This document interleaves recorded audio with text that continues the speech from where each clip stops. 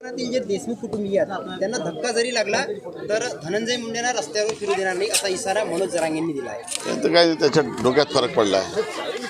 पण तो वैफल्यग्रस्त झालाय. त्याच्या बोलण्याकडे कोणी लक्ष देऊ नका. तुम्ही मीडियावाल्यांनी त्याला उचललाय. त्याला काही संबंध नाही.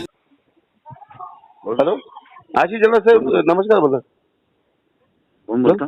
आशिष जल्लोष साहेब बोलता ना? आशिष जल्लोष साहेब. हा आशिष जल्लोष साहेब अभिनंदन म्हणलं तुमचं मंत्रीपद मिळाल्याबद्दल. हा कोण बोलता?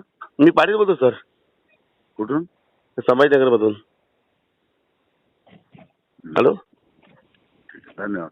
म्हणलं ऐका ना सर. हा म्हणलं आपण जरांगे पाटीलला बोलला डोक्यामध्ये परिणाम झाला. आपण जरांगे पाटलाबद्दल असं वाईट कमेंट नाही करा सर. ठीक आहे.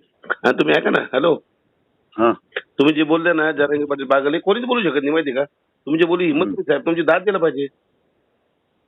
हॅलो, ठीक आहे ना. म्हणून ठीक आहे, तुम्हाला म्हणतो तू महादर्श होते, तू हलकटे महादर्श होत. हॅलो, हा हा हा महादर्श होते तू. आशिष जातो तू बेंच होत काय ना म्हणलं रे. मराठा समाजाच्या एवढे मोठे नेत्र आरोप करतो तू. इतकी गाणं भरली तुझी.